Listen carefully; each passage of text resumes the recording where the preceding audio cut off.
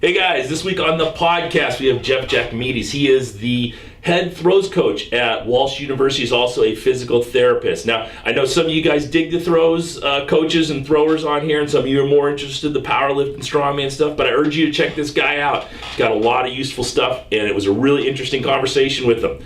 Check out Jeff Jakmides and enjoy the podcast. Thanks, guys. See ya. All right, Jeff, how you doing? Doing well. How are you? How was the drive up? Where you coming from? Coming from North Canton, so it's about an hour and 15. Not bad. Change right up 77 there. Is that how that works? Yeah. Have you bought anything from what's his name? Rick down there who does that Edge Fitness Systems in North Canton? I think, did he come to, do you remember the, with Judd did that informational session? It was a year or two ago during the summer. Guy from Russia. Oh, Shako. Was he at that? He might have been. I think I met him there. I think he was at that. But I haven't had any work through him. If you ever if you ever need equipment, he makes fantastic stuff. Yeah, I remember talking to him about it. I think it was, but our budget pretty low at Walsh to where mine all goes into training equipment for throws. That always amazes me because I'm guessing Walsh being a private university, I mean, the tuition is probably astronomical. About $42,000 a year. God, I'm so worried about sending a kid to school. My God, that's just unbelievable. It's crazy. And that's Division III? Division II. Yeah. Division II. We were in the same conference as Ashland all these years, but I think, 2 years ago, it kind of split. GLIAC kind of split. Right. Walsh, Malone, Findlay, Hillsdale, Lake Erie, and Ohio Dominican all left. Tiffin left as of July 1st, I think it was. Okay. So Ashland's actually the only school in Ohio still in the GLIAC. Oh, yeah. Everybody else shifted to the GMAC, making it a pretty tough conference, too. Yeah, it was pretty low level to begin with, at least from track and field perspective. Right. I mean, we came in the first year in it, I think 1, 2, 3 in the conference was our men's team won outdoor, followed by Findlay and Hillsdale. Those were kind of the top 3 outdoor too. Lake Erie was up there. Yeah. I mean, if you look at how those teams stacked up in the GLIAC, we were probably the 3, 4, 5, 6 range, and to go 1 through 4 in that conference kind of shows you where it was at prior. Yeah. It's been really competitive, obviously, but it's not the same depth of the GLIAC. Right. My second year in it at Walsh had a guy who was 17th in the country in the weight throw, got 11th at the conference championship. Can't ask for much more than that. So, I mean, you still have that high end. Like, my guy was national champ in the hammer. Guy below him made nationals in the hammer. Who's this? Because I just heard about this the other day. So the D2 Nationals, right? Right, yeah. I had a hammer thrower win this year, Marcus Myers. He was a senior for me. PR ended up being 67-33. Beautiful. Yeah. Made a run at USA's. He was 2 spots out. Wow. They took 18. He was 20. So would have been nice to get him out there. Would have been the first one for Walsh, but it was still a heck of a career. He's going to continue for hopefully 2 years. We'll kind of see how it goes. I mean, he started working full time a week or 2 before nationals. Yeah. Which is hard. Yeah, sure, yeah. Working a full-time job, trying to figure out the training load on top of it. So it would have been interesting to see what he could have done if he didn't have to go through that. Right, yeah. But just hold off a couple more weeks. It's tough, though. They want you to work, you work. Yeah, that's the sport, too. I mean, he wasn't exactly going to fund himself with that. But you do the throws at Walsh, but you were a multi-guy at Ashland, right? Yeah, I was recruited to go to Ashland as a multi. I went to state 2 years in the discus. Nothing crazy. I was a 157 junior. What school was this? St. Thomas Aquinas in Louisville. Small D3. I graduated with 80. So, but I was 50 flat in the 400. Ran hurdles. Had high jump. The 400. That's smoking, man. I mean, it was. I was happy with it. I had some medical issues throughout my whole career. I had my first knee scope the day of our first meet my senior year, and then ran 50 flat that year. Yeah. So I was pretty happy with that, and that's kind of where I went to Ashland as a multi. Yeah. With that, but had my second knee surgery the day before I moved in, and my third one my sophomore year. So that kind of all same knee. All same knee. Yeah. Just coming back too fast. Right. What's the problem in there? Meniscus tear. Yeah. I hyperextended my left knee on a leg press, just training like an idiot my senior year. Yeah. Played basketball and indoor soccer on it over the winter. Just kept getting worse and worse and worse. Yeah, that's the thing with the meniscus. Well, the ACL, you're done. Oh yeah, you're gonna be you sick. Can't do anything. The meniscus, you could fuck around on it, you could train on it, and then it's just doing so much damage. It'll hurt, but it isn't gonna limit you. Yep. So that was me. It just got to the point where I knew I was going to college and gonna do track, to where we went in and just shaved it out, but kind of had some influence to jump right back into the running for the team aspect of it. Yeah. I was on the 4x4, stuff like that, other events to score points. So I think I ran a 400 5 weeks after getting it scoped out. Wow. Which is kind of where I think I ended up having the second cleaning it out in August.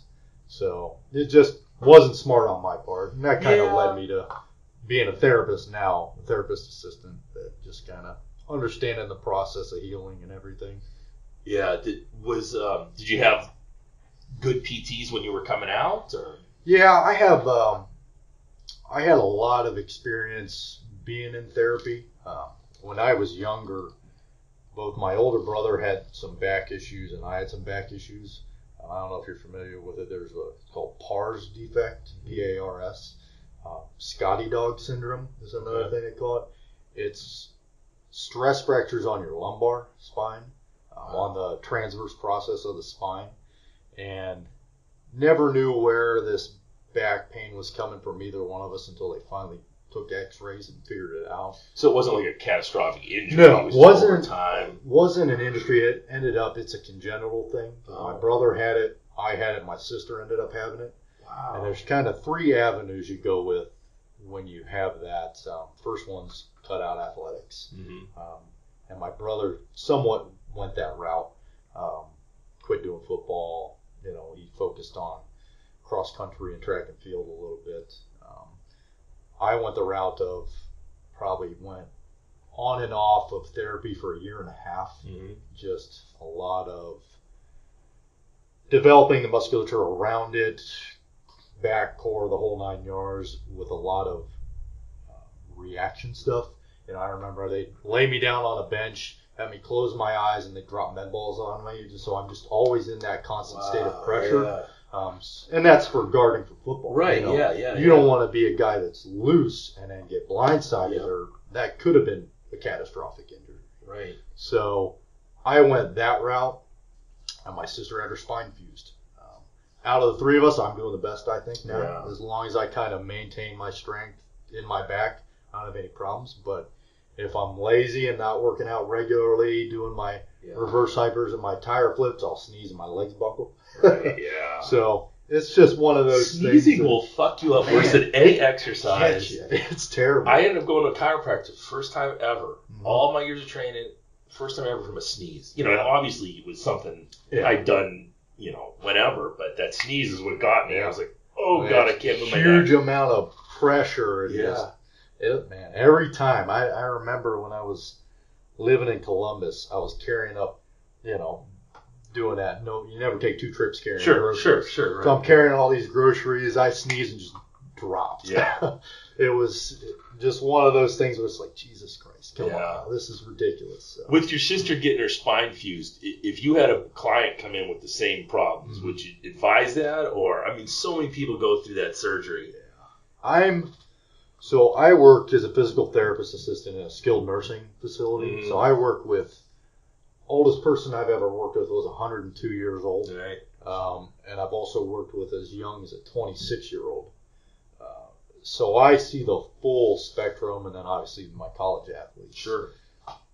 I very much tend to steer away from surgeries in general because the general population is not going to be able to tolerate the rehab to get where they need to get. Yep. I see a lot of total knees, total hips, things along those lines where they just can't tolerate the pain to get it back. Yeah. I make a lot of grown men cry. Sure, yeah. Getting them on the table, trying to get that range of motion back in a total knee, and most people just can't handle it. Right. And I have to be that bad guy, and I don't have any problem with it because I have the understanding if we don't do this, you're going to walk funny the rest of your life. Yep. And you're going to hurt the rest of your life. And what the hell is the point of this surgery if you're not going to do the rehab to get it all back? I tell people they put you under and your heel's against your ass on that table. I'm not doing anything that doctor didn't do right after the surgery. Wow. It's just you're feeling that scar tissue buildup. And if we don't get through that immediately, you're not getting it back. Yeah, and it takes some discipline. If you bring someone who's not an athlete, who's used to training. Oh, yeah.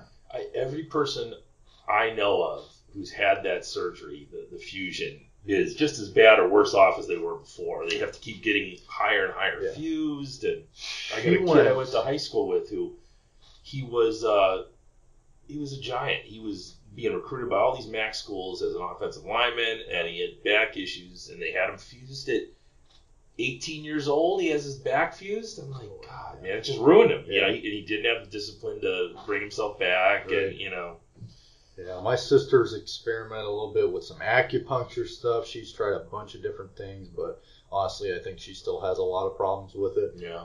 And it's tough. I mean, she didn't pursue athletics in college. She was heavily into school. Mm-hmm. My dad's an attorney, my brother's an attorney, my sisters went through law school. Right. So I mean that's my family, and then I'm over here What the track coach in the PTA. Black sheep of the whole big family. Big time. They get together and talk politics. I talk, okay, how's OSU football going to be this year? How does that happen? That kind of stuff. You just don't have any interest in it? No way. Just not. I don't like to argue.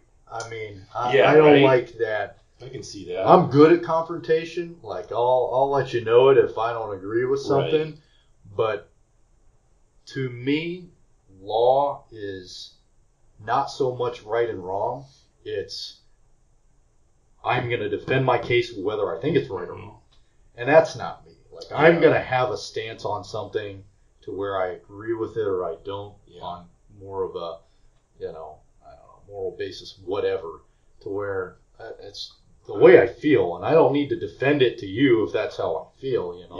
That's me. I'll explain my thought process on it, whatever, but I'm not going to sit there and argue with you. Yeah, you don't believe me. You don't believe me. Yeah, you don't, right. And so it's funny how different you can be within a family. My sister just got married this past weekend, and she is a Republican, and her fiance is a Democrat, and they're both council members in different cities. Oh, they both quit doing that to get married and moved into a different ward and all that. Right. But at the wedding, my sister was on the right because she's a Republican, and his side was on the left for Democrat. So they switched that up. They wore like political pins for it. The cake topper was a donkey and all that. So that's them, but I want no part of it. Yeah, I think people think when they hear me talk that I'm right wing, but I think I'm way more left wing than most people would realize. I would consider myself more left, but it doesn't. I'm the same way as you. It doesn't interest me anymore. It's that there's no one out there who's that I'm looking towards and going, this guy could lead us. This, right. This is a leader, and I stand behind this guy. And until that happens, it's just not. Yeah. It's not entertaining. It's not interesting to me at all. Yeah. I mean, I follow a little bit, but to the fact of the matter, I mean, and I don't. We're not here to talk politics, but it's one of those things where I feel like anymore it's gotten to the point where what's the lesser of two evils at all times. Yeah. That's, to me, it's just sad. Yeah, so, I couldn't vote in the last election because it was just like, what am I going to do? No matter what, I'm not going to be happy with this choice. Oh, I'll just go and hang out with my friends or family instead of going and wasting time doing this. I figure I got enough politicians in my family. So it'll figure it out. They'll handle it out, and they'll be fine. I'll go coach the shot put or something. Right. It's good. So how long have you been at Walsh? I'm going into my 5th year there Okay. this year. Did you go right after Ashland? I mean, did you graduate and get into there right after that? Or? I went. So I graduated from Ashland in 2012, exercise science degree there. Uh-huh. My going into my 5th year, because I did the whole red shirt you do at Ashland. Yep. I did an internship with Tom Myslinski when he was at UNC under Butch Davis. So I moved to Chapel Hill for the summer and was in the weight room with him with strength and conditioning for the summer. Excellent. And just kind of, loved the guy, loved the environment, was great. But he pulled all of us interns into his office the one day and was just like, this is this world. And, if you can't see yourself doing anything else but this, you're either in this or you're not. Sure. And I was looking at it from all factors. When I was there, Milo had been to Robert Morris, Cleveland Browns, Memphis, UNC, to Jaguars in 4 years. Yeah. Like, I got down there in, it would have been May. I moved down to Chapel Hill. He, I think, got there in maybe just April. And I left, when class started back up in August. He was out of there by, I think, October. Yeah, right. So he'd been those 5 places in under 4 years. And at the same time, when I was with him, his oldest son was like a sophomore or junior in high school, and he had 3 kids. I was like, man, I just, and he's really good. He's not like he's a schlub. You look at guys like Joe Ken and Buddy Morris and how many teams they've been at. Right. And, Joe Ken wasn't considered as good as he is until he got to the Panther. Yeah. I mean, we knew how good he was, right. but the vast majority of the populace didn't understand that this guy knows his shit. Right. That's a hard Right. life, man. It and when is. your head coach gets fired, you get fired too. There's no keeping you around. Right. And you're talking about a guy that, he had the start record at Tennessee for the most starts out of anyone they'd had. He played in the NFL for 10 years, and then he's bouncing around that much. Yeah. Man, I just, I'm coming from Ashland. It's going to take me 10 years to probably even find a consistent position with all the bouncing around. I was like, I don't want that kind of life. I want to have a family at some point. I want roots. I want consistency. Yeah. So I went back to Ashland. I started looking at the physical therapy assistant route. I looked at his 2-year degree. Wasn't interested in really doctorate program. I might have gotten into some places with my GPA and everything, but to me, a DPT establishes A and B. A PTA is that gets you in between. Yeah. I'm the day-to-day guy. I get to work with you, progress you as I see fit, and I get a lot of freedom where I work. They let me try things really outside the box. And again, this is with a 98-year-old, and me being a throws coach, you better believe I have them throwing stuff. Sure, right. I've had a guy that was a stroke, no left side, doing dumbbell snatches with an 8-pound dumbbell. Yeah. So they really give me a lot of freedom to do whatever I see fit, which is cool. And I just see if I had gone that darker route, I would have just been evaluate, discharge. Discharge. And I'm a people person. I love that. I mean, I wouldn't be coaching if I didn't. Sure. So that took me to a program in Columbus. So I moved from Ashland to Columbus. Had always thought about coaching, but didn't know how I was going to get into it. When I moved down there, I was like, I just got to get this figured out, and I'll go from there. Maybe I'll help out a high school or something.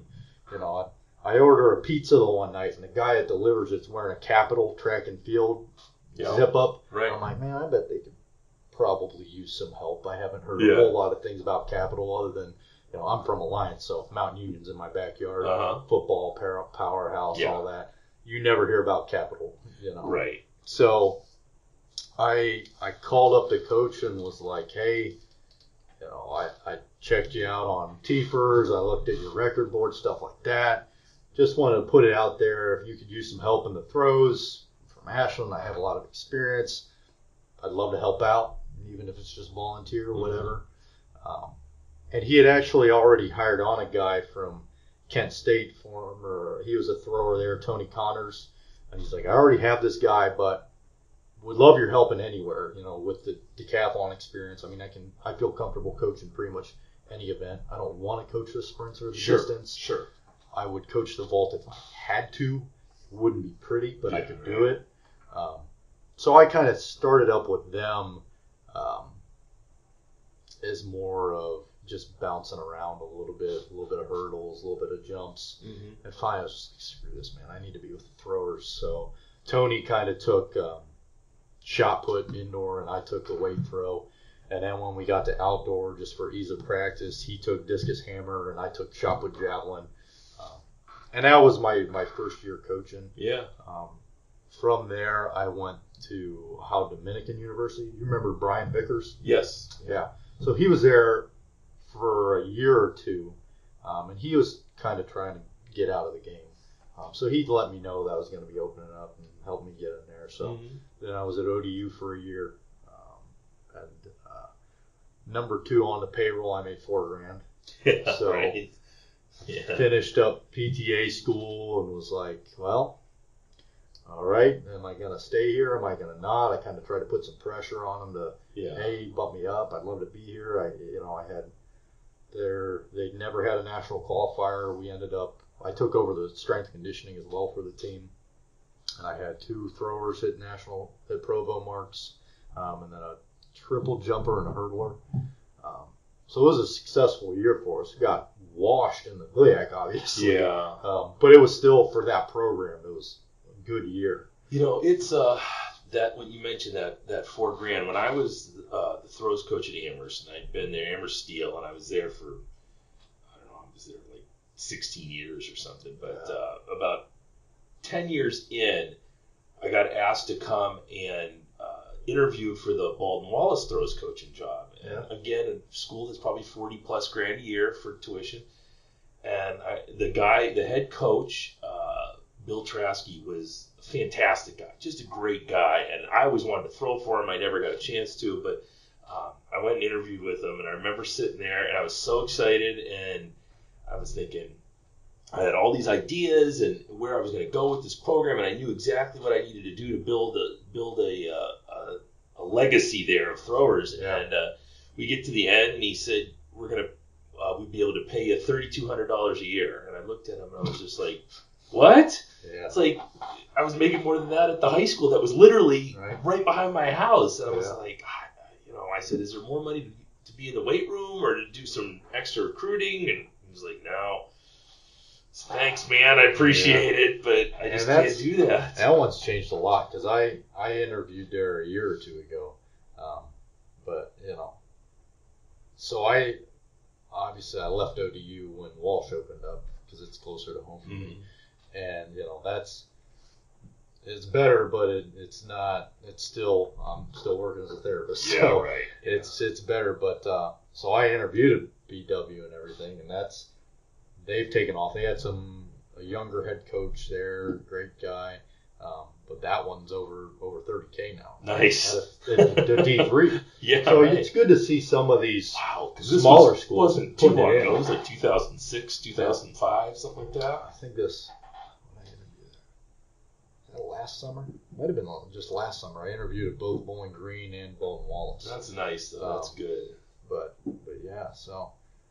But yeah, I mean, that's how I ended up at Walsh, and going into year 5, it's changed quite a bit. Well, and without making you toot your own horn, from what I've heard from other people, is you've turned that program around. The throwers are on fire now. Yeah, it's been fun. It was, the head coach has only been there 2 years longer than me. He was at a high school for 17 years, did great things there. And then took over Walsh when Walsh transitioned from NAIA to Division II. And talk about a kick in the nards going from NAIA to the GLIAC. Yeah, right. So they've been getting rocked for a while. So he's been there.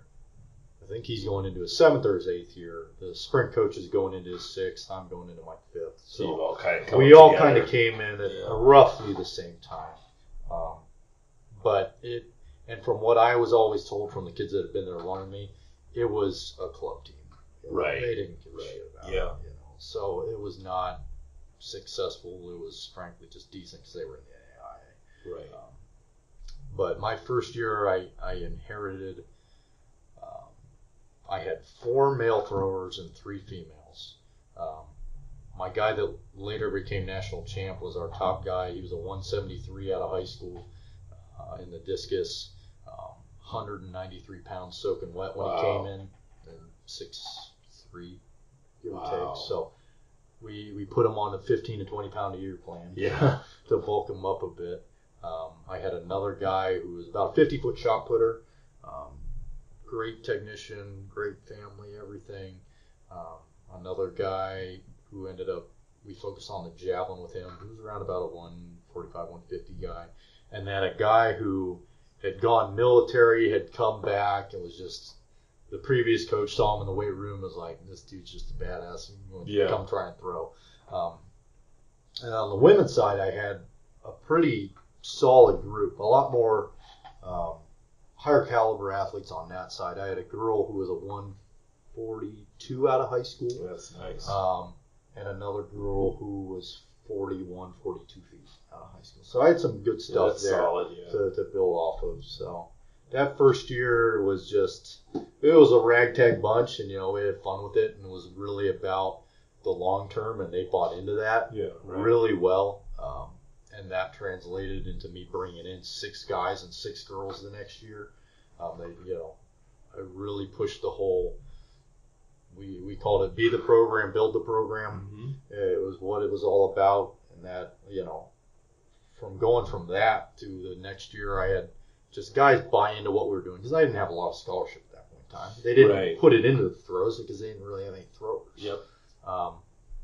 So I brought in a guy who was a 176 and 61 in the shot. Holy shit. I had another guy walk on as a 59-foot shot putter. Had another guy come in as a 186 discus thrower. So I had some great high school marks. And a lot of that was the previous coach had gotten the ball rolling on them.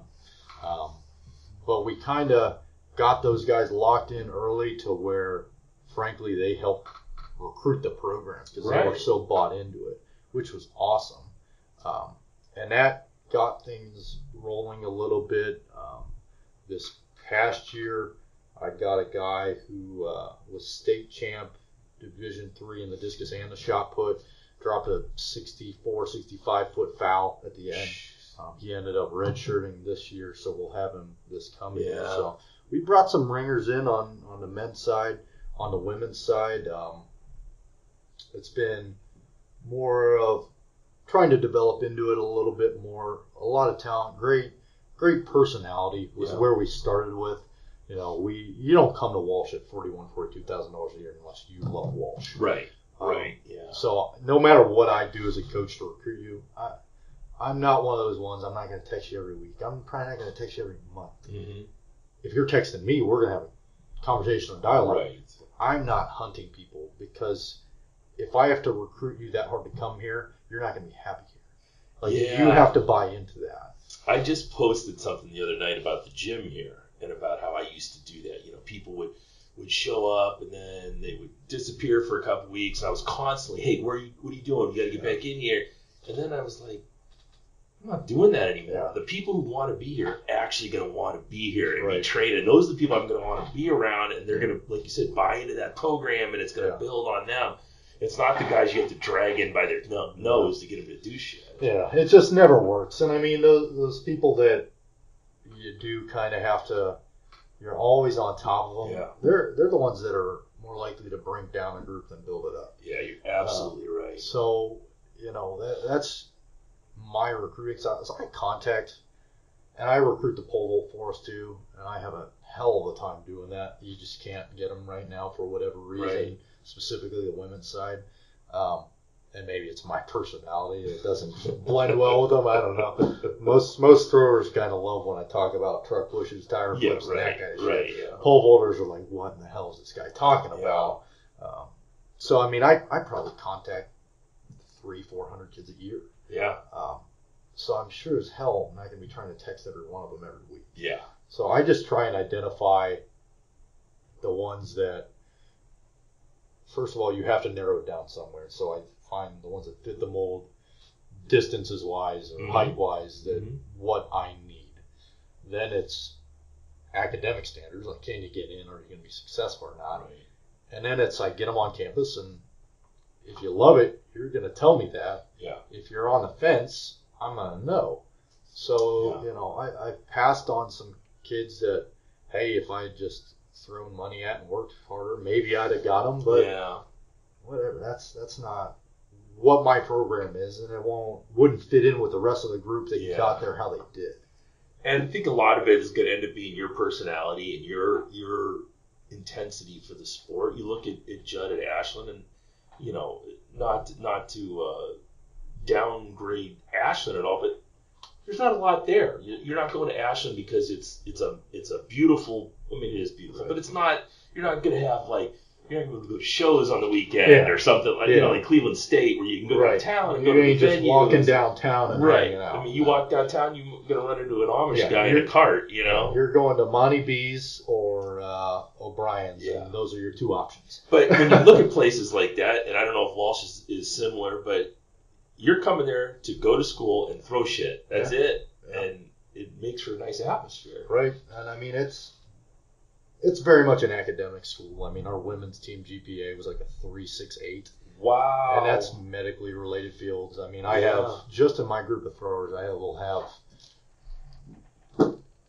will have 8 returners this year on the women's side. In our physical therapy program, DPT program, pre-physical therapy. I have 2 girls in our occupational therapy program right now, our master's degree there. I have 1 girl in our nursing, 1 in psychology. These are our 2 girls that did very well on a national level this year. The one graduated with a 3.89 in pre-PT and is now at Toledo. Our other girl, who was national champ in the 1500, had and I may be switching them. I don't know. Nobody killed me after that. But she had something crazy like a 3.9 in going into PA school. Be easier to work with athletes like that, though, because they, especially if you have a solid foundation and a solid outlook on your program, because they'll figure it out. Yeah. It's time management too. Yeah. You don't get those good at grades if you can't manage your time. Sure, right. And same thing with athletics. You have to be good at time managing, or you're going to miss a practice here. That's going to throw off your lifting for the week, or you're not going to schedule your classes accordingly to where you make sure you hit that Monday lift. Because if you don't hit that Monday lift and you have to lift on Tuesday, well, we can't go Tuesday, Wednesday, Thursday, and then try and throw Friday. Right. So, it's just a lot of responsibility, and frankly, you don't get that with kids that don't have degrees. Yeah. There's discipline and drive. Right. So all the things that are going to make you good athletically and academically. Yeah. So, I mean, I'm not saying all my kids are that smart or anything like that, obviously.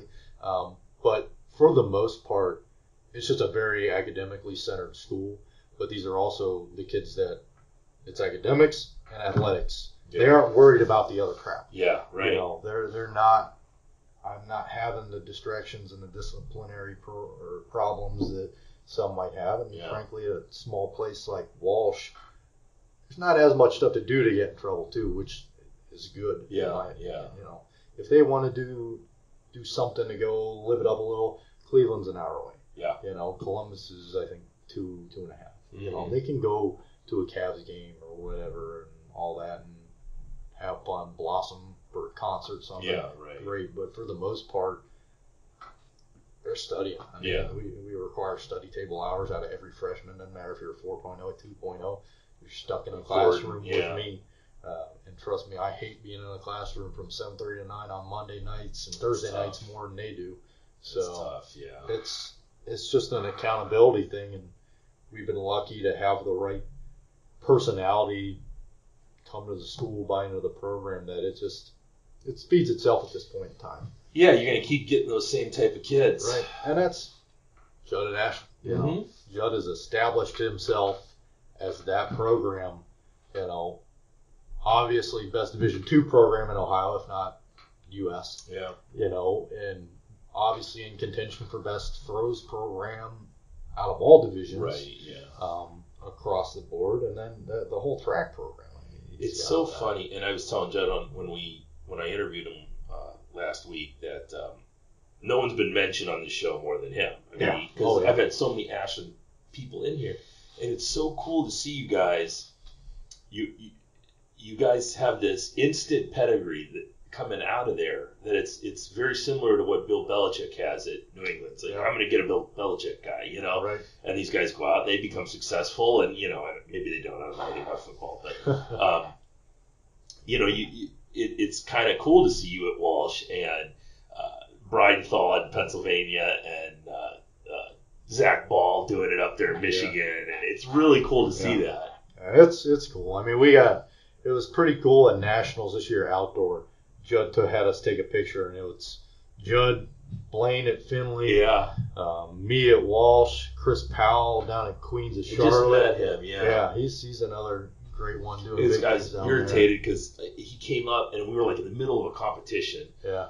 And I would have loved to have get him on the podcast, but I just didn't have time that day, you know. And, well, yeah, he told me he was coming up for that and everything. So, but yeah, he's another good one, you know, being real successful. So right there, I mean, Division II Nationals, you have Judd and what did I just say? Five throws coaches out of his program. In the last, I mean, I think Blaine was a senior when I was a sophomore, maybe, and I went to school with all of those guys. Right. Yeah. So we were all over under within probably 7 years, and we're all at nationals with throwers. And you got Malcolm Majeski. Yeah. And here Zach's killing. Zach Pape's killing it here. Right. I mean, he's going to end up taking this place over someday. And you know, you got Rich Olm, who's like this incredible chiropractor down in Columbus, and I'm forgetting people, but you know, there's people everywhere. AG's out there. You just named like 8 different people. Yeah, you know, there's a huge list of them.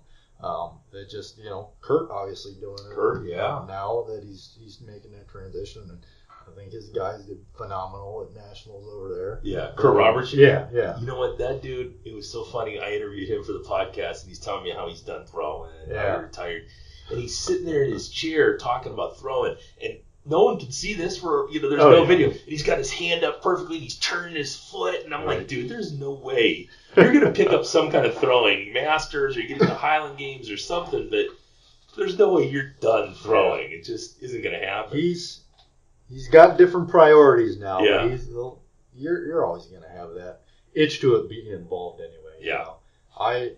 Me personally, I'm good, man. Yeah. I'm good without tossing anymore. I've beat myself enough. I can live vicariously through my throwers, and you know, I'm more of, you know, I'm trying to lead my throwers down a path to be successful where I think I screwed up, of no one's fault other than my own. You know, I just, after those knee surgeries, then I was turning into more of an outdoor only guy, and then it was overtraining injuries just because I was feeling like I needed to be so far ahead because I was training through, you know, blew out my hamstring, blew out my groin to one time. Think about the outlook that's going to give you and how much better a coach that's going to make you because you've had all these pitfalls.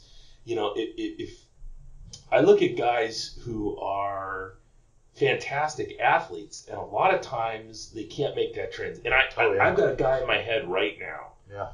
And I obviously won't mention him, but he was a fantastic thrower.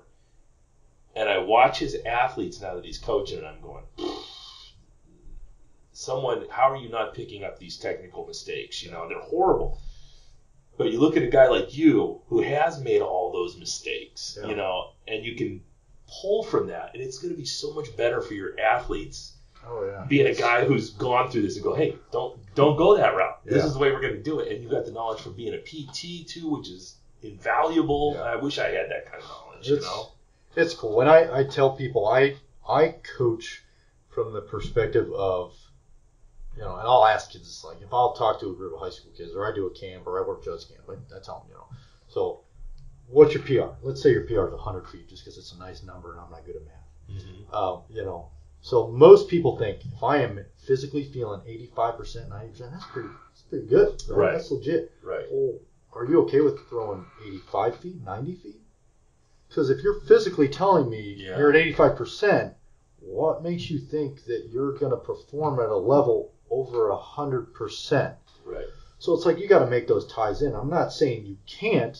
I'm saying that you have to understand, if you're trying to do something above anything you've ever done before, you need to be physically prepared for that. Absolutely. So, my first year at Ohio Dominican, I got a guy who came to me with some groin injuries. Mm-hmm. He had done them indoor the year before, and it was still an issue when I came in the fall the next year. I'm just like, man, no one gives a shit how you threw at Kent State the first week of the year. Absolutely. I care about conference. Yep. I care about conference, nationals, conference, nationals. Those are Yep. the only shit anybody's ever going to care about. So I don't think I let him throw until 3 weeks out from conference. Yeah. It's like, it doesn't matter. What matters is if you're at 100% or if you're still dragging through 75 because you won't slow down enough. So we went basic stand throws, half turns, didn't let him get into full stuff, until very late. So I think he only got to throw in 3 meets that indoor season. Lifetime best, lifetime best, lifetime best. First national qualifying mark he ever hit. Yeah. Made finals in the GLIAC coming from ODU. It's just like that. But that doesn't happen if you try and throw every week leading up to it, doing damage, having to recover from it, doing damage, having to recover from it, week in and week out.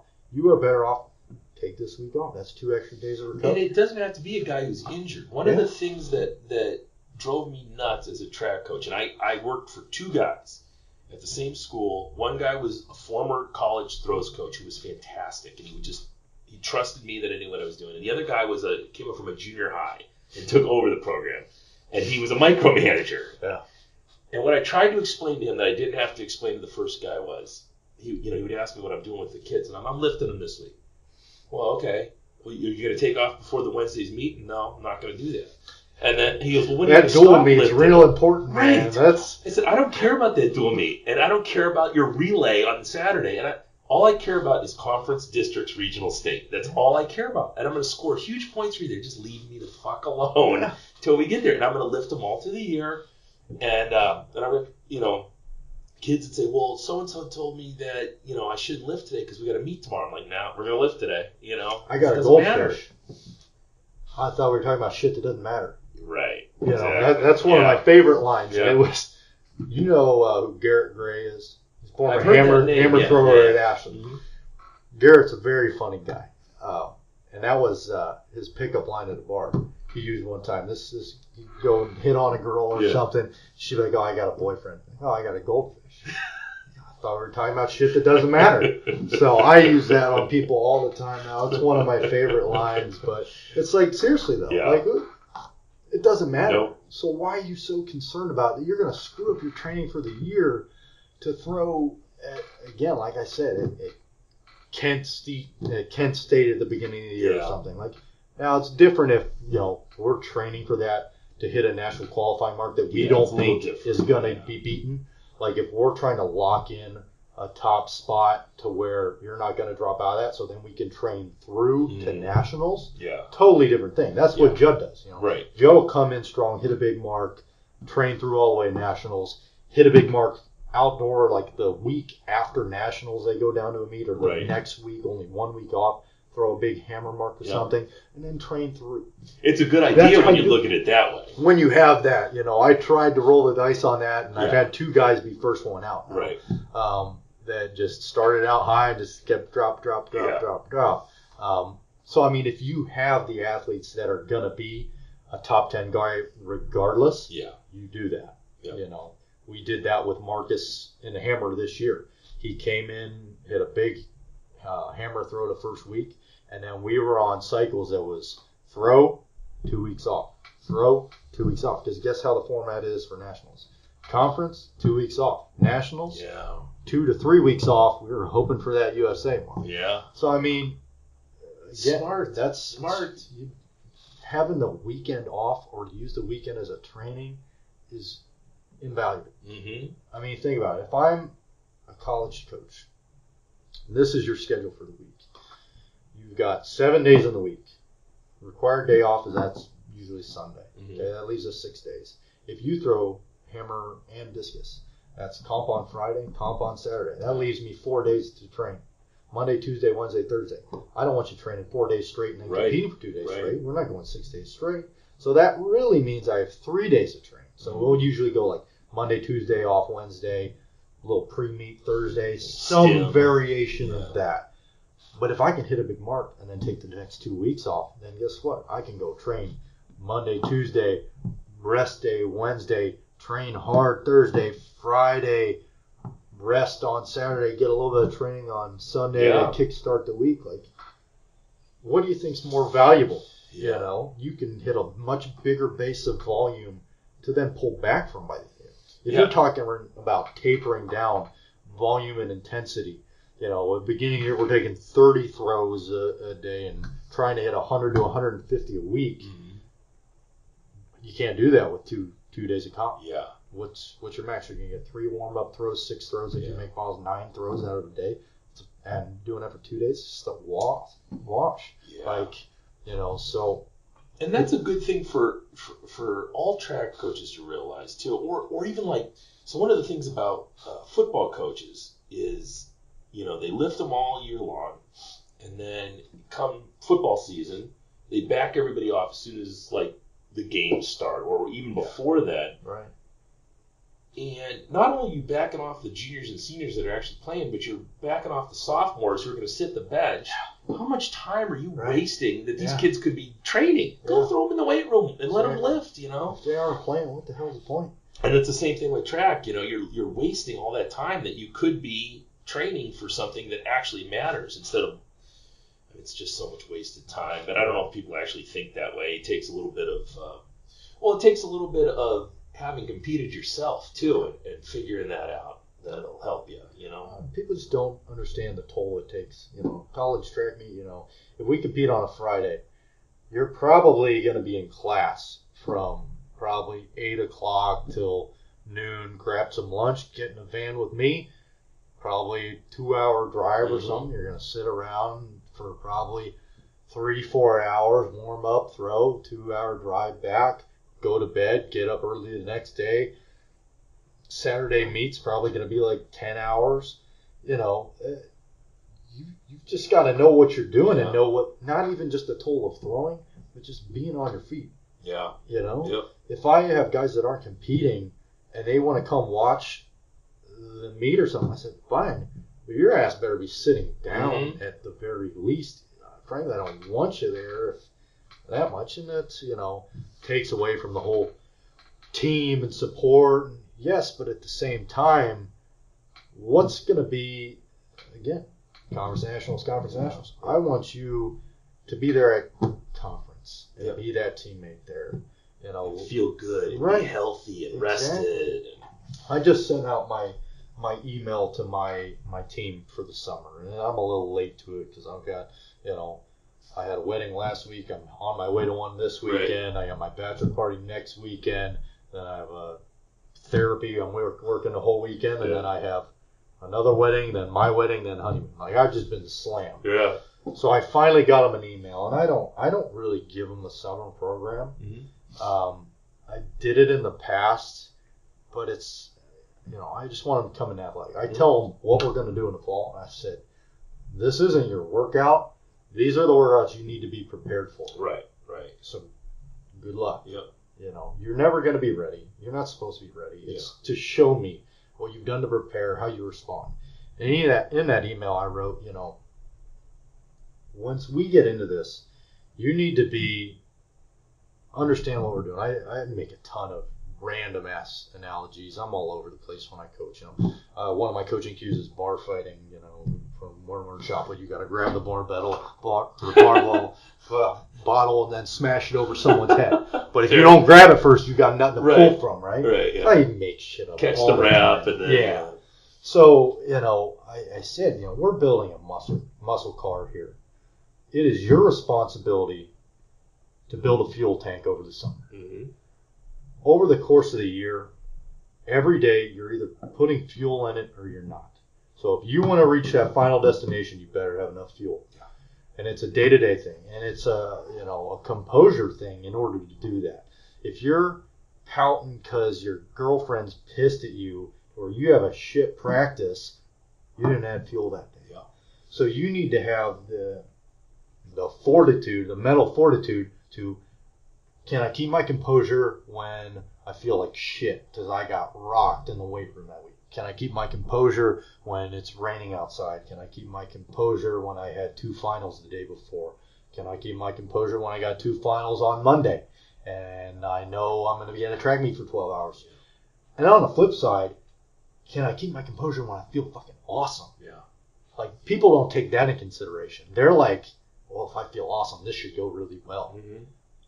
No, it doesn't mean that. Yeah. If you don't know how to handle your shit, Stress like, is stress. yeah, no matter what, it doesn't matter if it's positive or negative. Right. You got to be handled. It's that bell curve. Yeah. You can be on either end of it and not be in that peak state that we're going for. Yeah. Yeah. So that's a big thing I've tried to really hit home with my message over the summer to everybody is you just got to understand, like, there's too high, there's too low. It's you got to know where you're at, where you need to be, how to modify to get yourself there. Right. You know, how to block things out, how to absorb, how to use your teammates, how to block out the ones you don't fucking like. Yeah. You know, that's being a collegiate level athlete and Like, any level. Probably the most important thing they'll learn as an athlete because Yeah. it'll carry over to every aspect of their life. Sure. You know, if I came in here for the 6 a.m. class and I'm fired out of a cannon, and then, you know, I see somebody in a 10 o'clock class who just drives me nuts, and now I'm down here, you got to keep that even keel all day, you know, and that's the same with being an athlete. And hopefully, you know, you won't get too high with the highs or too low with the lows. Yeah. And it's, you know, I'm not saying it's easy. No. I mean, I'll have days where I come in pissed off because they gave me 10 patients to get done in 4.5 hours, and 3 progress notes and a discharge on somebody I've never even seen before, and I'm tempered, Yeah. you know. Yeah. But and that's on me. You know, I screwed up. I didn't add fuel to the tank of my team that day, Yeah. and that's the responsibility of the coach. And nobody's perfect, and no matter what you do, you're gonna have those days where it's not right and you can't work it, and that's where again you gotta have the responsibility as a coach or an athlete to just back up. Yeah. You know, call it that day. You know, you've got to get to that state as an athlete to know when things aren't going that day. Yep. And even if I change, you know, if I've been working on full throws and they're just shit, and I even backtrack and I just work on wind releases and a weight or something with a pud, and even that is wrong. It's time to go home. Yeah. My son is 13, and that's one of the things I'm trying to instill in him. And at 13, I get it, and at 26, I get it. I don't even think I learned it until I was deep into my 30s throwing, was that you're not going to go out and throw PRs, and that's okay. You know, practice isn't about that, and you're going to have shitty days, and when that happens, like you said, maybe you drill a little bit, or maybe you just pack it up and go home and not waste the energy. Yeah. And he's starting to learn that, and I think it's another super important lesson that this is throwing. This isn't football. You can't just go harder. Yeah. You know, sometimes you just got to pack it in. I saw a great video the other day from Ryan Whiting, and he was talking about it. He got off an airplane or something, and he wasn't throwing very far, so he decided to focus on one thing, and that was getting up and over the right leg more when he hit that power position. Instead of, he was leaning, pulling his head off to the left, and so he videoed himself, and then he was coming back, and at the end, he was a lot closer to that perfect angle up and over the right leg. And he said, you know, I wasn't throwing very well, but here's something I can look at and say, this is a success today, because I worked on Progress. it. You made some progress on the day. Yep. You know, that's all that matters. Whether you look at it the big picture, you know, progress across the year, but there's the day-to-day progress. Did you end practice better than you started? Yep. Right. Because those you can build off of. Yeah. You know, if you just, man, that was shit, well, you didn't build off of it. Yeah. But when you were saying that, it made me think of something Judd says, us referencing Judd again. Yeah. You're not as bad as your bottom 10%, but you're also not as good as your top 10%. You know, you're a discus thrower, your PR is probably on a windy day. Yeah. Congratulations. But what is your average? Yeah. What's your 80, 90%? You know, and I tell, and young kids come out and they try and throw PRs every day. They throw as hard as they can, hard as they can. They throw until they hit a PR. Yeah. I don't want to see that. And with my hammer throwers, you know, it's not put a cone at your PR and see how many times you get over it. Right. It's put a cone at 80% and never throw under it. Absolutely. You know? How easy can you throw that? That's my philosophy now, especially since I've become a Masters thrower in Highland Games, is I want to do that range throwing. How easily can I hit that 80, 85% throw? You know, Right. my PR in the weight for distance, the heavy weight for distance, is 52 feet. That was done in perfect conditions after I'd been well rested. I went to Malcolm Majeski and he gave me RPR the day before. I felt like I was indestructible. But I'm not coming anywhere near 52 on 99.9% of those days. You know, I'm going to be at like 47. Right. And that's great. That's how easily can I throw between 45 and 47, Yeah. you know? Hell yeah. And I think that does so much more for you, you know, to always have that in your back pocket. Right. You know? Well, and kids will get this analogy a little more, talking to younger kids or my young athletes. If I told you to go in a weight room and put your max on a bar and said, okay, well, we're going to do this for singles, but 20 reps. Yeah. How well do you think that would go? Yeah. Well, if it's your max, you're doing it once, right? So why in the hell are you coming out to practice trying to throw your max? Yep. You know?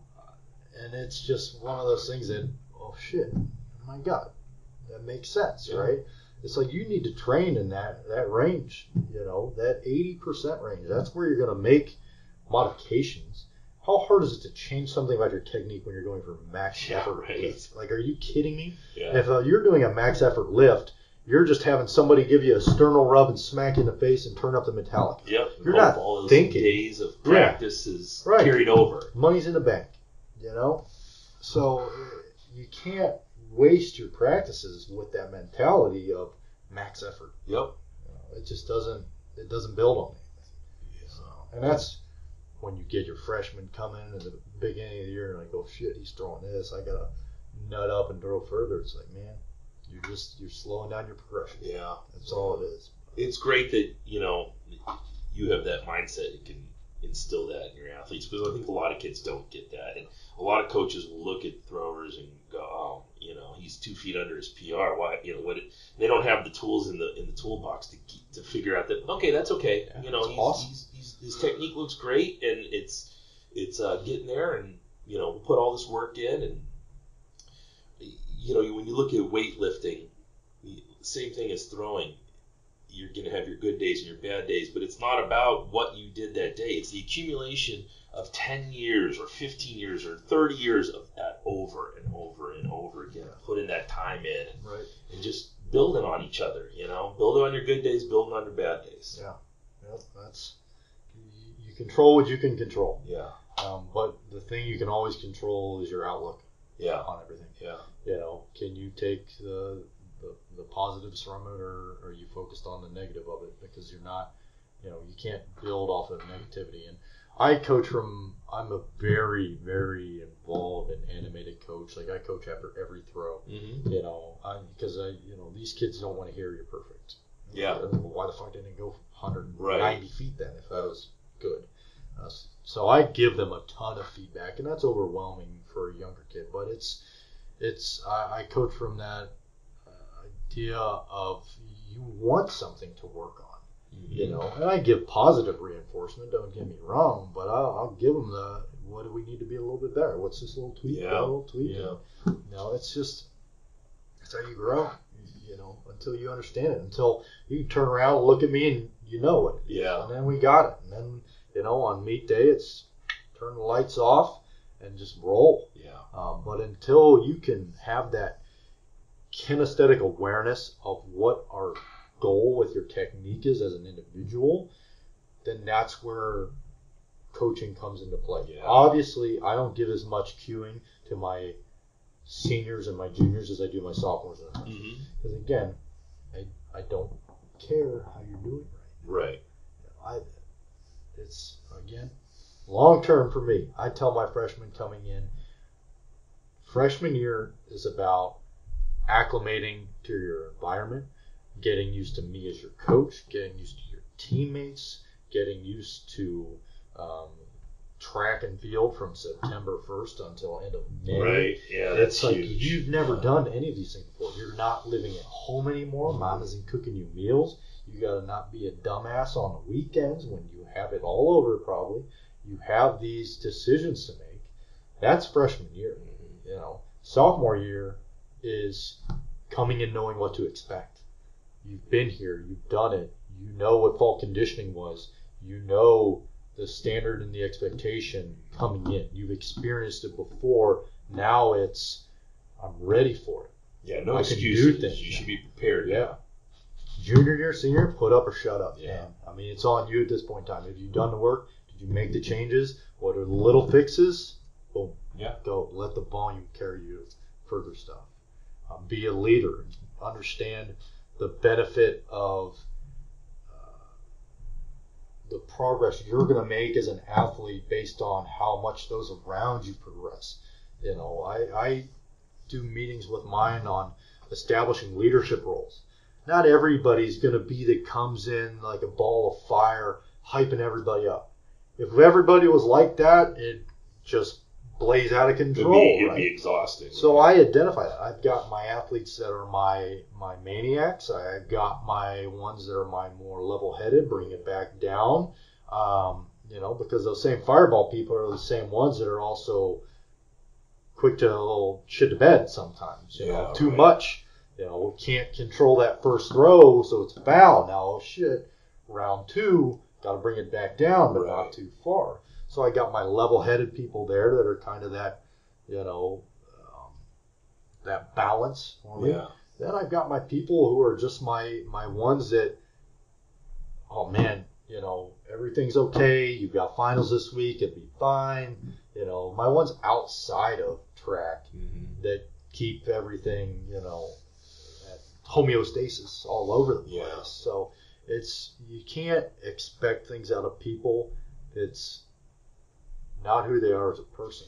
And it's interesting. It would be so much easier as a coach to work in some, old style Soviet program where the athletes are picked for you and you don't have to worry about any of this shit. And here's the program and you will follow the program to the letter. But we're dealing with people with crazy home lives and all these different personality quirks. And, this one's on medication for depression, and this one is been ADD his whole life, and this one is all these different personalities you have to deal with. So you have to become this amateur psychiatrist in order to get them to the point again where they throw far, because it doesn't matter how great your system is. If you give a great system to a broken athlete, it's never going to work. So you have to get inside their brains and figure out how it makes them tick, and it's a lot of fucking work.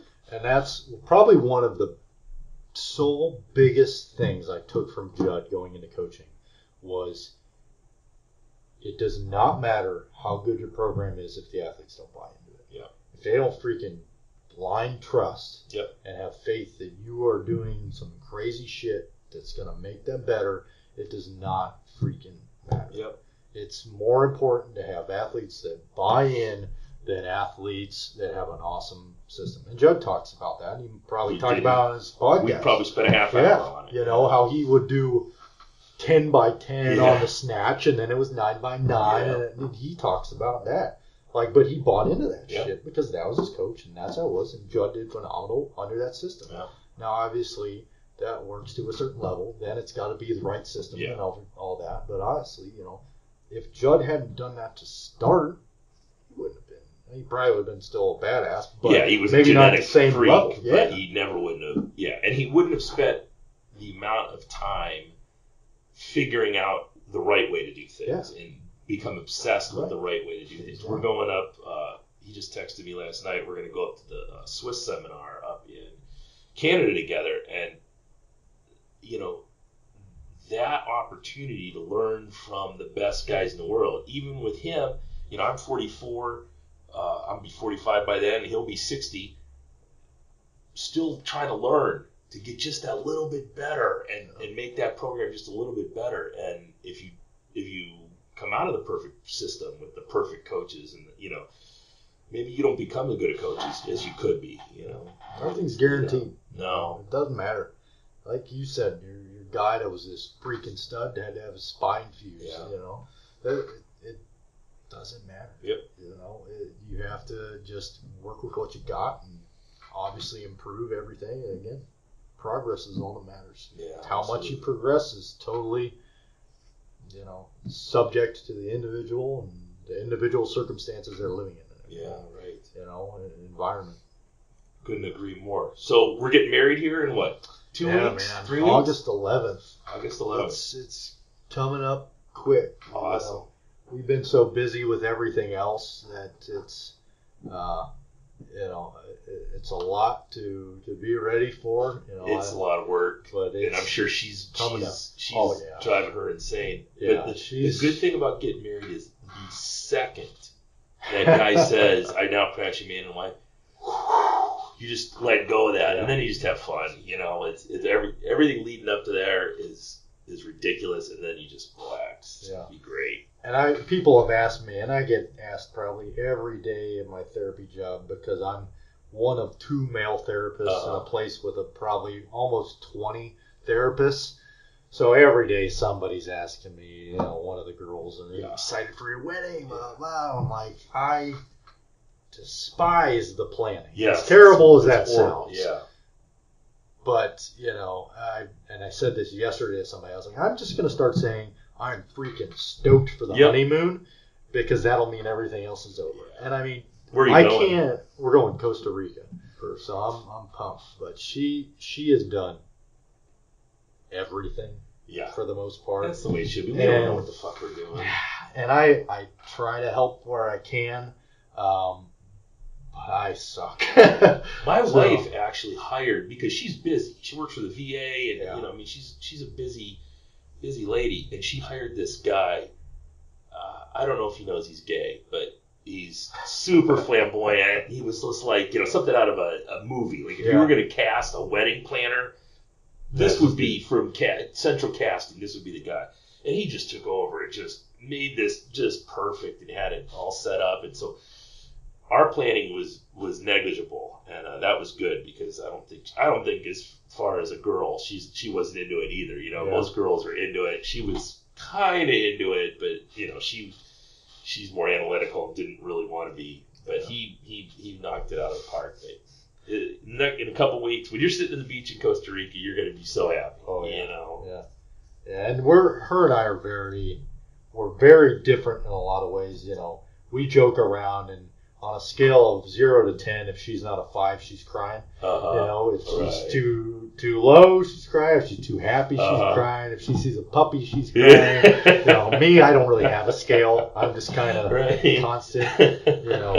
People joke around that I do just look pissed off all the time. That's just me. But for women's, it's resting bitch face. Yeah. I just got my coach face. I guess. I don't know. But no, and we're people that we don't like stress. We don't like conflict. We're very relaxed people. Yeah. We deal with our shit real well. She is an English teacher. She's got her master's degree. She just recently paid that off, her bachelor's and her master's by herself. Would not let me help at all. So I mean, she is a go-getter. Yeah. See, me and my wife are the exact opposite. So she is steady. She's steady, and I'm the super emotional guy. I either love you or hate you, or I'm super happy or just miserable. There's no in between. She always makes fun of me that I have no control over my emotions at all. Like if someone were to, we were talking about our dog the other day. If somebody were to hit my dog with a car, I would go out there like the Hulk and just smash in their hood. Just not able to control that at all. She always we totally have that role reversal going on. But, you're gonna dig it. Marriage is good. It works for you. You find the right person, and it'll definitely help you.